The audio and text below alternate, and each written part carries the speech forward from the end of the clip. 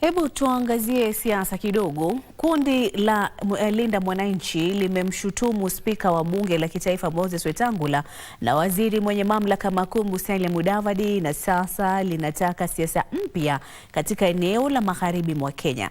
Wakiongozwa na seneta wa kaunti ya Nairobi Edwin Sifuna, viongozi hao waliazimia kwamba eneo hilo la Mulembe litakuwa na mgombeaji urais kwenye uchaguzi mkuu wa mwaka ujao. Giverson Maina na mkusanyiko wa taarifa hiyo. Vuguvugu la Linda Mwananchi linaloongozwa na seneta wa Nairobi Edwin Sifuna liliendeleza kampeni zake za kujitafutia umaarufu katika magharibi mwa Kenya kwa siku ya pili mfululizo. Mrengo huo upinzani ulikita kambi kwenye kaunti ya Kakamega hivi leo baada ya kuzuru gatuzi la Busia hapo jana. Sifuna na washirika wake wakiwemo seneta wa Kakamega Boni Halwale na gavana wa Trans Nzoia George Natembeya walitangaza kuwa eneo hilo liko tayari kumchagua rais wa 6 wa taifa hili. Hata kama haukubaliana na siasa zangu, mimi naomba unibariki tu nianze hii safari ya kukomboa Kenya.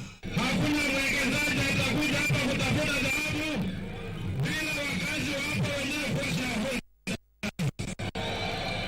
Na sisi tumesema hakuna mtu hata mmoja ataaribishwa kwa sababu ya mali yetu.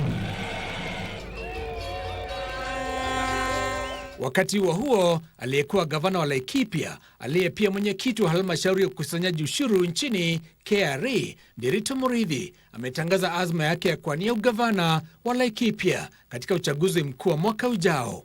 Future yetu ya Laikipia iko katika mikono yetu.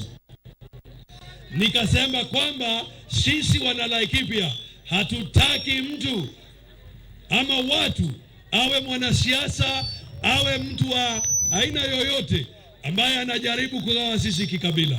Na katika kaunti ya Murang'a, gavana wa zamani wa gatuzi hilo Mwangi wa Iria amewahimiza viongozi katika eneo la Mlima Kenya kukumbatia mashauriano katika kutatua tofauti zao za kisiasa.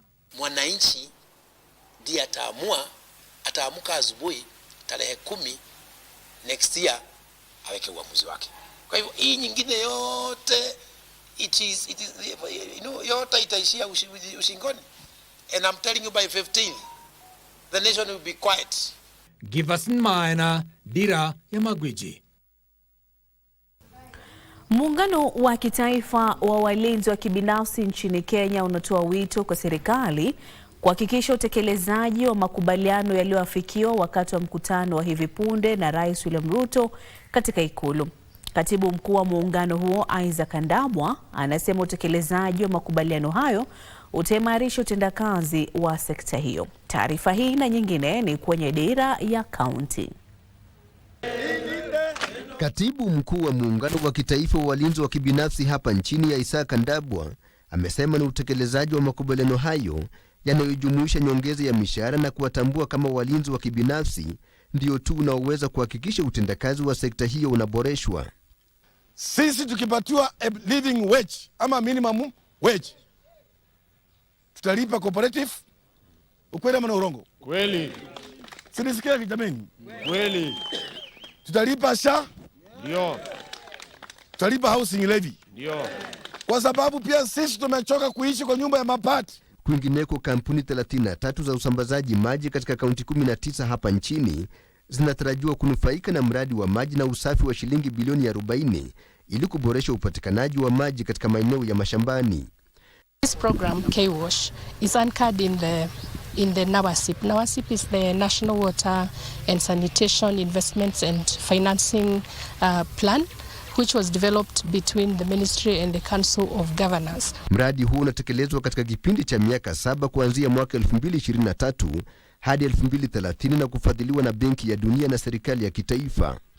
Na viongozi wa kanisa la Friends Church wamesisitiza haja ya uadilifu, nidhamu na amani katika taasisi za masomo kabla ya uchaguzi mkuu wa mwaka 2027.